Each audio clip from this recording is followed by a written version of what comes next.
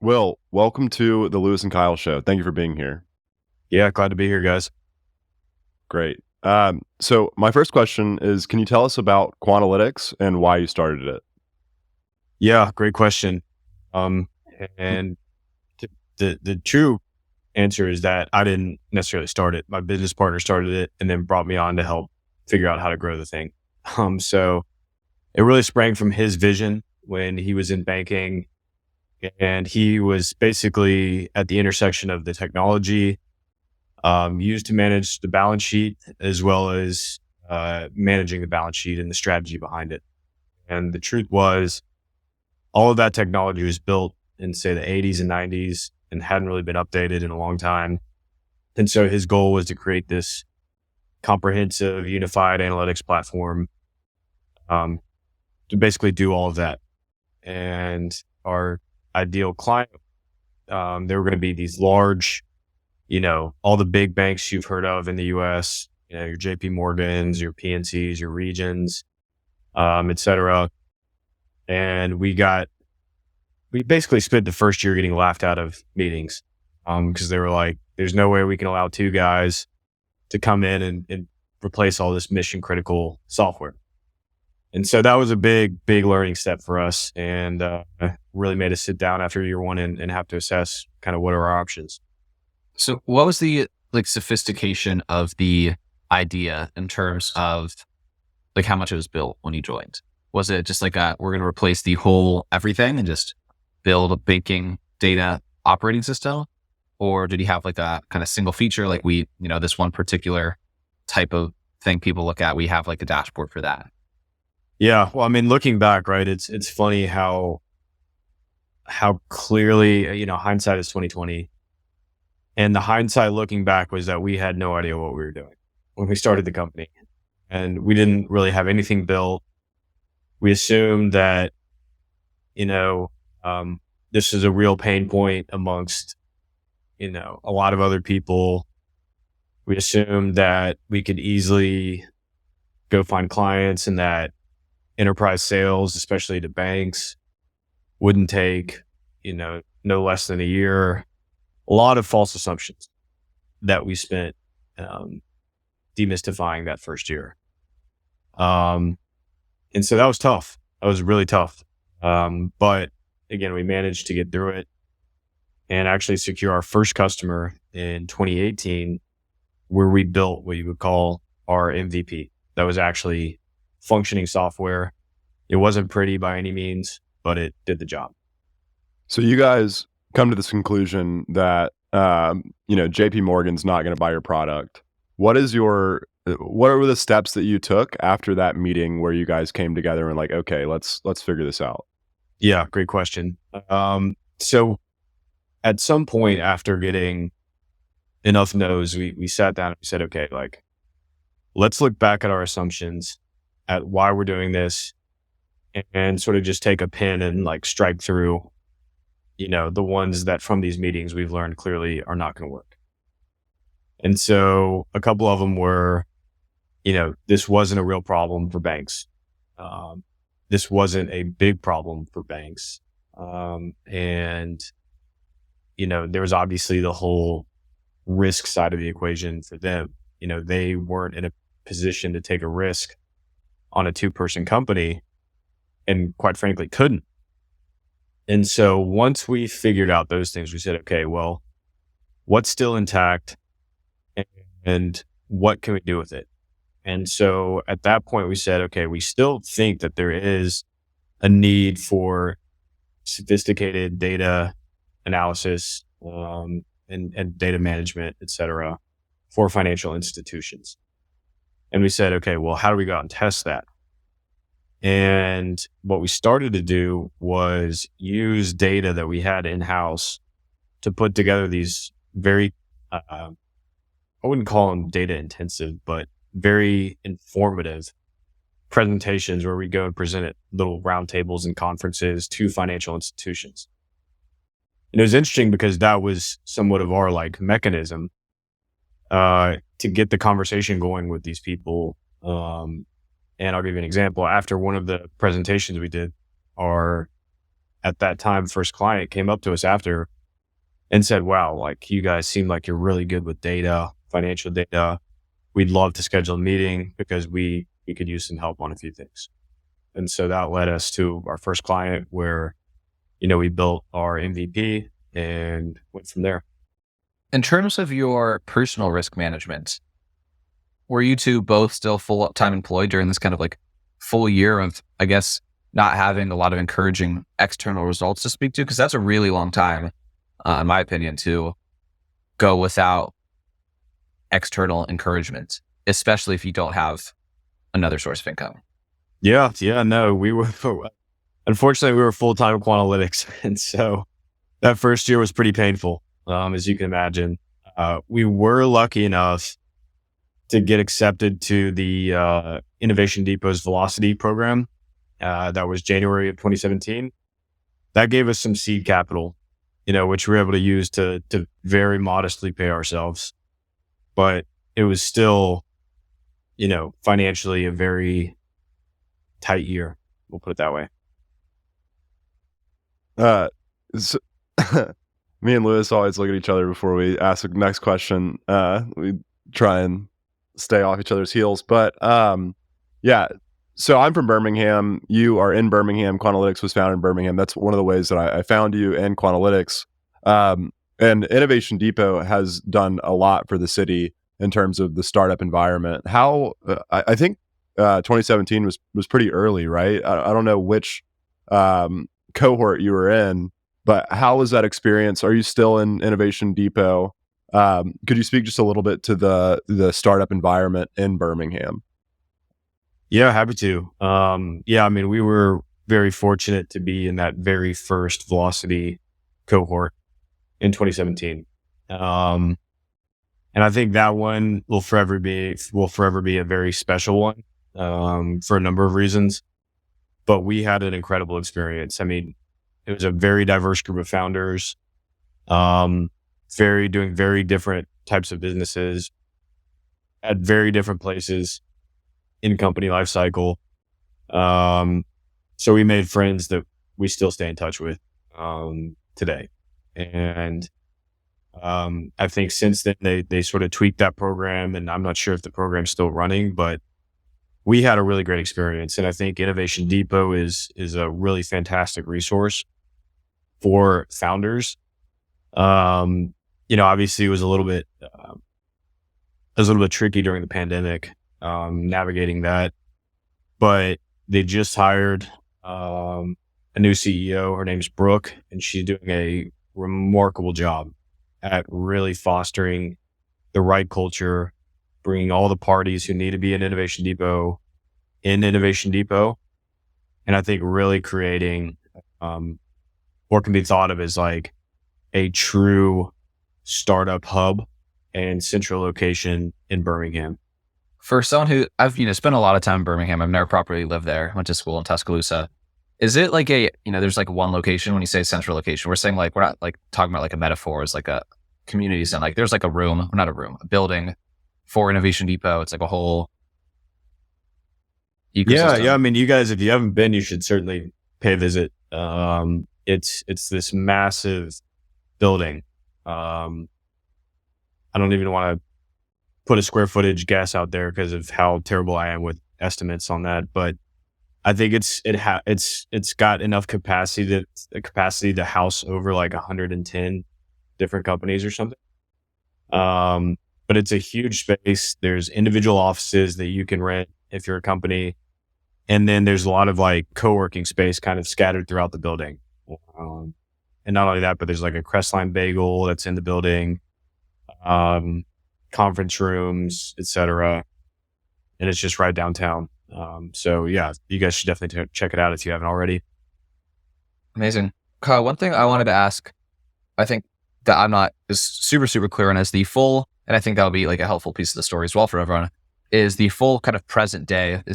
I'm looking over to the corner of the screen, April of 2023. I had to think that hard to remember where I was in time and space, but April 2023 is where we are. Where is the business in terms of, so kind of end of 2018 or so, you get a nice inbound kind of lead, turn into building an MVP that you kind of build in tandem. Mhm. What's like the present day state of the platform? Fully self-service? Is this somewhat like a white glove managed service? Yeah, great question. So it's an interesting one because my business partner, Chris, has a pretty large vision for the company. And if we look at where we are in context of that vision, right, I think we could be maybe 20 to 25% of where we want to be. But at this point, I would say we've taken that MVP that we built back in 2018 and we've turned it into a really, really sharp product that's in the hands of multiple clients at this point. So really, it's been getting that to a very solid state, and then also making sure that it is a scalable product and that it does satisfy the needs of multiple users. So it's not just like a single product for that single client that we got in 2018. Do you classify as a SaaS? Like, can a business just decide or not a business, a bank just decide, I heard about this from my friend who works at this other bank, I want it, and like that night they're kind of onboarding themselves, or do they need still like a human and a team because if it's like a lot of legacy infrastructure, I imagine it's pretty difficult to be compatible out of the jump with a big legacy company. Yeah. So our product ingests internal client data. And when you look at a lot of financial institutions, there are a lot of legacy software systems that don't quite have the plug and play capability that modern technology is built on. And so there's certainly a period where we have to get in there and be a little bit hands-on in piping in that data to our platform. The good news is that we're getting much quicker and we're building tools that automate a lot of that process. So yeah, I mean, it's a little bit ongoing. I would say, to go back to your original question, we like to think of ourselves as about like 90% SaaS and 10% consultative.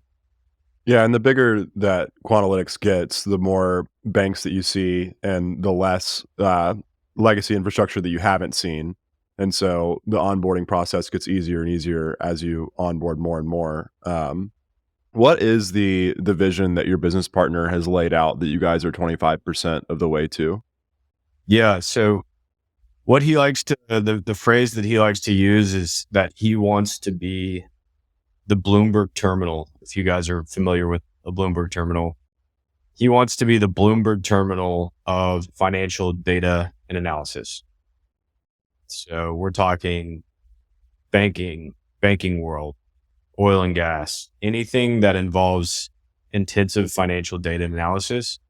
He wants this platform to touch and be the number one solution for users. Is that like an internal thing? So like for people within banks, or just like even including hobbyists to like analyze the state of the financial world? So as far as my understanding, it's enterprise focused and less consumer focused.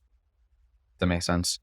What are some things we were talking kind of beforehand about the company that I'm running, kind of, we're taking a very different approach to playing in the data and analytics space, like less with a market in mind, less with a specific use case in mind, more so with the skill set, right, of data analysis, automation, pipelines, reporting, and et cetera.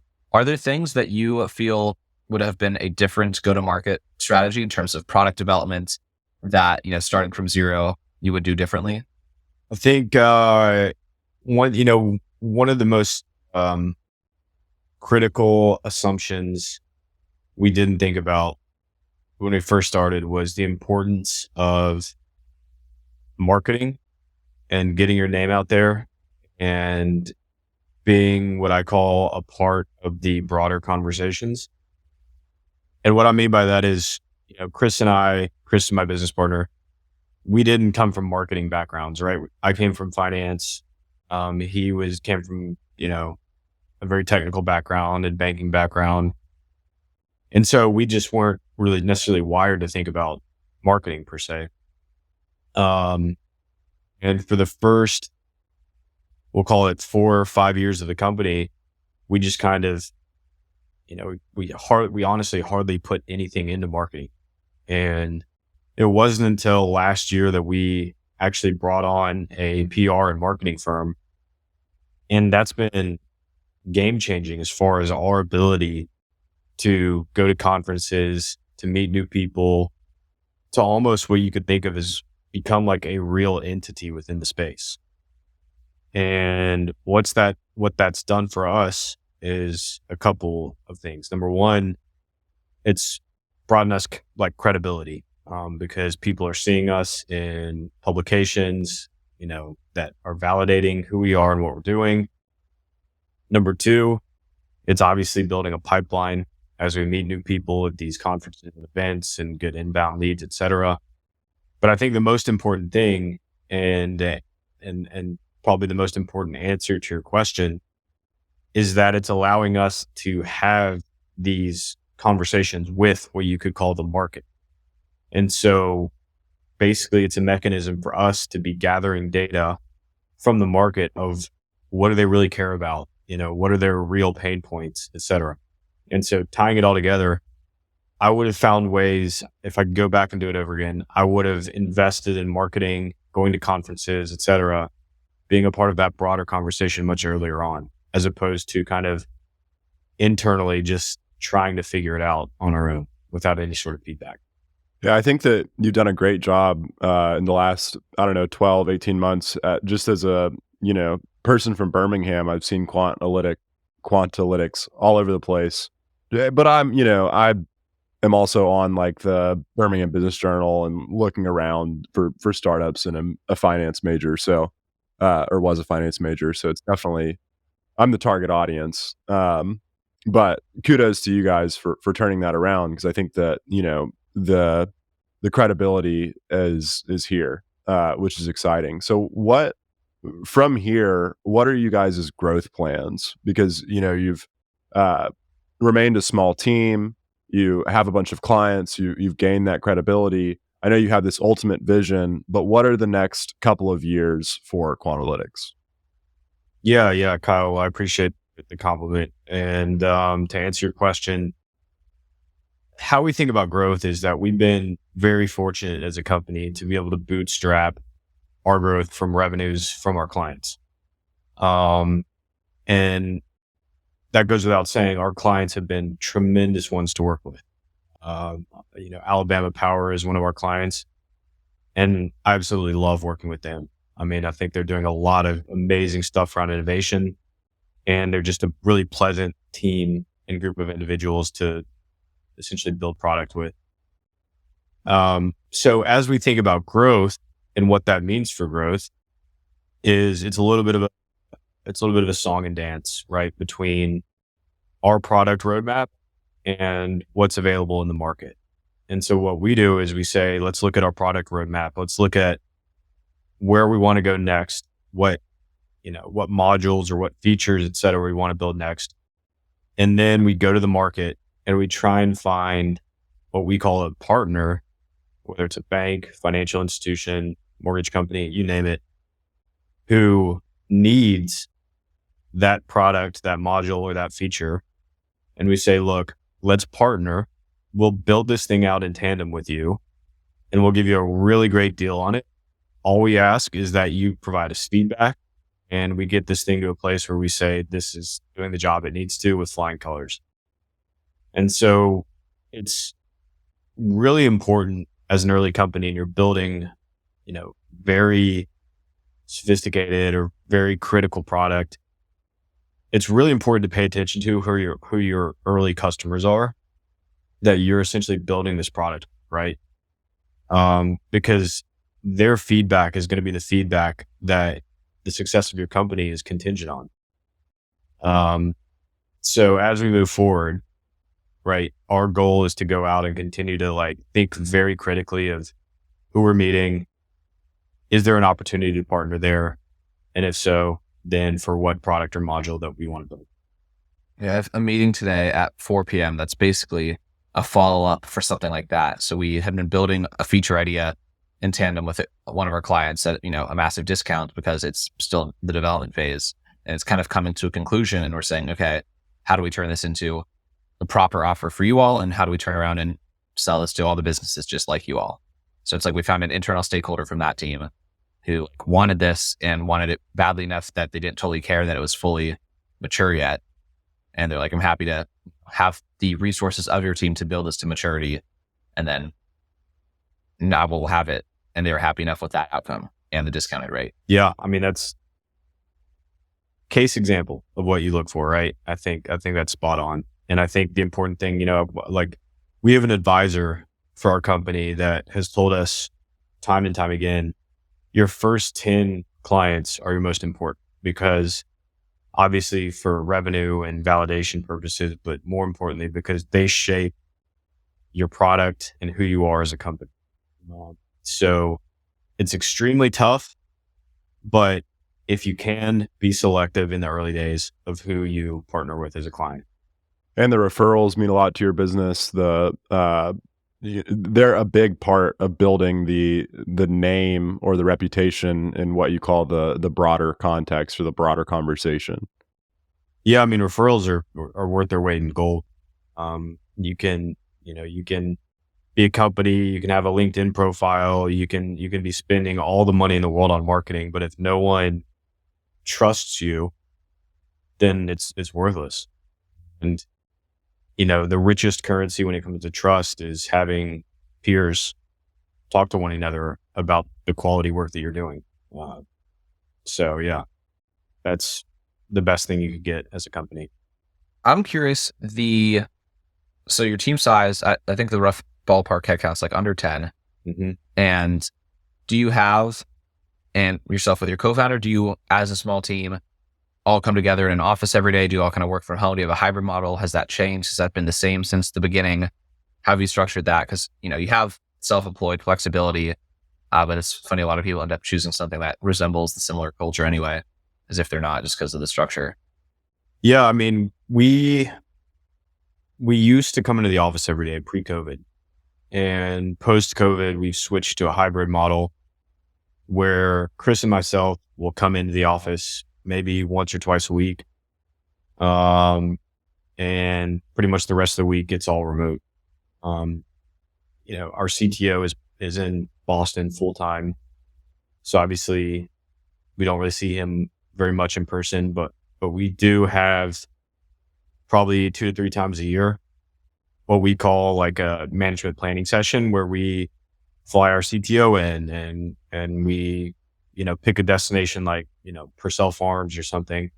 And we go spend 2 or 3 days there, really kind of assessing like everything that's going on, what's going well, what's not going well, et cetera, and sort of plan out like the next year all the way down to like, 3 months, 1 month, et cetera. And you found that that's been like productive, the hybrid, like it's not been. Yeah, I mean, it's, your co-founder. It seems to work out pretty well for us. I think one of the things we do that I think has been very beneficial. It's seemingly small, but I think seemingly very important. Is every day we do a stand up as a company where key management personnel hops on a 10-minute call and we just all go round robin saying, here's what I'm working on today.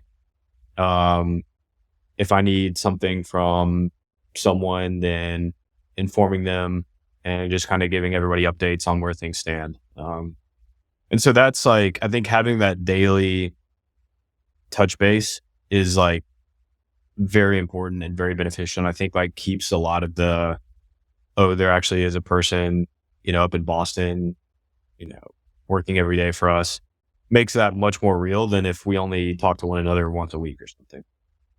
So you started out in banking and in investment banking. I think after college you went to New York City, and then you came. I don't know if it was back to Birmingham or if you're from here, but how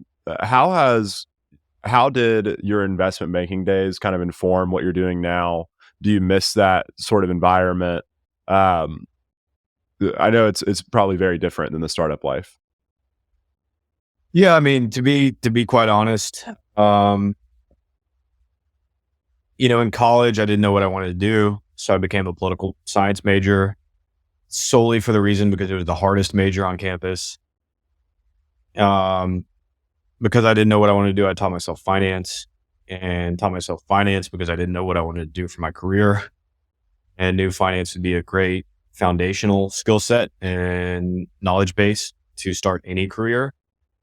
So got into investment banking, with that objective in mind. And I think you couldn't ask for a better, in my opinion, I'm biased, obviously, start to a career, because you learn how to read financial statements. You learn how to tell a story with financial statements. You learn how to put together a presentation that's very well articulated, concise, and captures the essence of what's going on at a detailed level within the company, as well as high level strategically. And so those skill sets really, I think, teed me up to what I think could be quite a few different options as a career. And ultimately, it led me to Birmingham for private equity. And that ultimately introduced me to my now business partner, Chris, and to ultimately start this company. And I think a lot of those skills that, I gained in investment banking, I still use today. Because at the end of the day, pitching your company, whether it's sales or finding investors, is telling a story, and telling a story in a very compelling way that makes people want to buy into who you are and what you're doing. So yeah, I mean, there's certainly been a very clear line of like the skills I learned early and the skills and things I still do today. I think this will be my last question. Like, what's your overall read on this market? Because it kind of sounds like you entered this situation because you had a friend have an idea, and he knew you as a effective operator to grow that idea. Mm-hmm. Kind of if you were, with a clean slate, is there like and didn't have this, or there's two of you ready to clone, what would that person be working on, or what market would they be building in right now? You're asking this, like, just take Quantalytix out of the equation. What is exactly? Okay. Or you've, a clone of you that manages all of your responsibilities at Quantalytix. Yeah. So you suddenly are completely freed up to also build something else. So basically, where do I see opportunity in the market right now? And also excitement, right? It's not just purely passion. Like, you'd also like a level of personal interest in capturing that opportunity. Yeah. That's a good question. So one thing that has been incredibly valuable to me over the last 2 years is I try and journal almost every single day.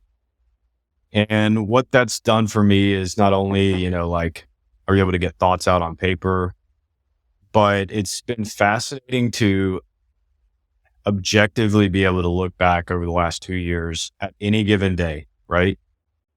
And say, and ask yourself, what have I been spending time writing about? What do I actually care about, right? And your answer is right there, because you've been writing about it for 2 years, you know what I'm saying? And what's been interesting to me is I've spent a lot of time writing about health, wellness, biotech, biosciences, etc. And I think that's, at the end of the day, I could see myself starting a company in that space years from now. What it is specifically, I'm not quite sure. But, I think in a world of technology, things are changing very quickly, and technology is building on itself to basically replace itself. I mean, look at ChatGPT. I think there's potential for it to eliminate the need of developers within our lifetime. And you got to ask yourself, like, where does that leave us? And I think when you consider the one constant variable across time and across technology, it's the human body. It doesn't change. And so when I look at opportunity, I look at,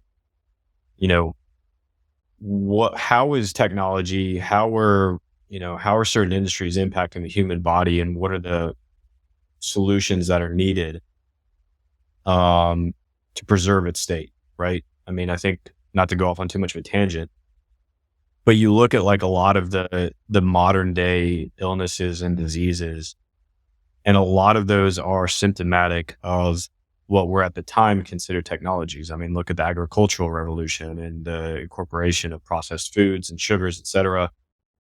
A lot of chronic disease in the US is from those artificial sweeteners, those processed foods, et cetera, right? And so in an ironic way, a lot of the technologies that humans invent come back to, in a sense, bite us in the ass, and at the same time create opportunities for solutions to help cure those problems.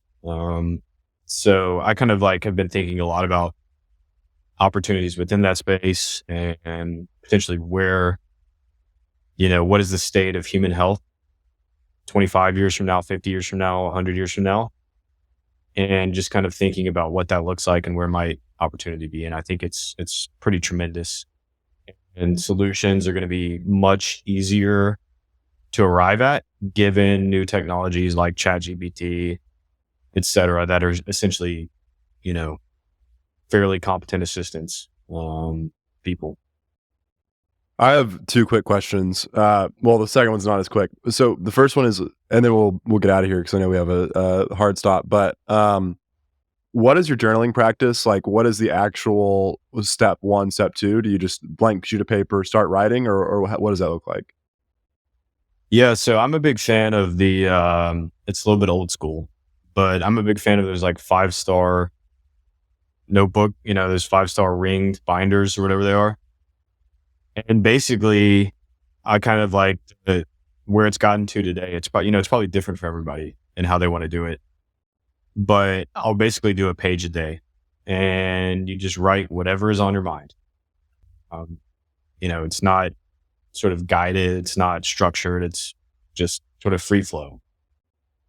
And it's been interesting because when I first started doing it, there were literally days where I'd write one sentence at the very top that was like, I don't have shit to talk about today. So that's that. And that would be the entry, right?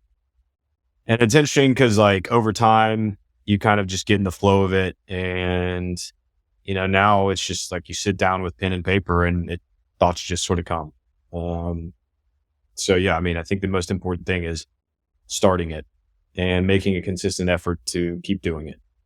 Consistency is the key to everything. And then my last question, I would be remiss to not ask you about the current state of the market. Obviously, First Republic having issues, SVB a few weeks ago, Signature Bank.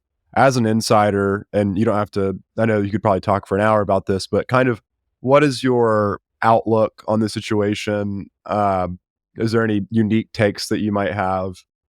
Yeah, it's a great question. And I think my answer might be a little bit unpopular, broadly speaking, but I think everything that you're seeing is incredibly healthy. When you look at the very broad historical context, things have been very abnormal for the last 10 years, almost 15, we'll call it 15 years, probably 20 years, honestly, due to how cheap money has been and how much of it has been in the system.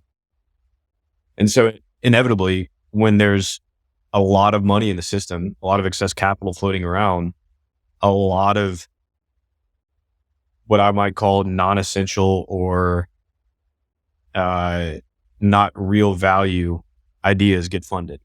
And so, I think, I don't know where you stand on NFTs or whatever, but I think NFTs are probably the pinnacle example, absolutely worthless things. But you saw the valuations that, those like apes or whatever were going for. It was mind blowing, right? And if you look back throughout history, right, that's been the story of any sort of bubble or mania, people investing money in things that don't really have any tangible value. And so as the feds pulled liquidity out of the system, I think you've seen a lot of that stuff go away. When's the last time you heard someone say something about an NFT? It's probably been months, right? And you start to see consumers become more thoughtful about where they're putting their money, what they're investing in, et cetera. So I think as we move forward, right, and as this economy moves forward, you'll continue to see things sort of wash out and wash away. But I think in a very healthy way, it's going to reset the economy to look at what's important, what is actually valuable, what is actually producing value to people, to the economy, and really sort of put the capital behind what needs, sort of the ideas and the businesses that actually need capital behind it. So again, it's adjusting it different is sometimes going to be painful. Obviously, with inflation and less liquidity, there's a little bit of people having to adjust their lifestyles. But in my opinion, we are adjusting our lifestyles to a very much historically, contextually more normal lifestyle. Coming back to reality. Yeah. Yeah, and I'll just say the way that I think about it is like, there's a float, like a floating line, and that floating line is like positive NPV. And when you have uh, an increase in interest rates, that line goes up. And so only projects that are, meaningfully profitable above that line are going to be funded. And so, it really just washes out the things that don't make sense or only make sense when you have extremely cheap money. And now we're seeing a time, for the next couple of years where money's expensive and only good ideas get funded, or only ideas with a really high profit potential get funded. So I really appreciate that perspective, and I think that you're coming at it from a historical perspective, which is interesting, and you're also an insider. So hopefully that'll be valuable for our listeners. Will, we really enjoyed this and are grateful to you for coming on. Is there anywhere on the internet that you would like our guests to go? I don't know if we have any CEOs of credit unions or banks, but we do have some people. So where should they go to find you on the internet? What's your call to action? Yeah, absolutely. And first off, really glad to be here, guys. Thanks for having me. If people are curious about Quantalytix, want to follow our story, or want to connect with me, I think LinkedIn is the best place to go. So you can either search for myself or Quantalytix. Excellent. Well, we appreciate your time and thank you. Yeah, thank you guys.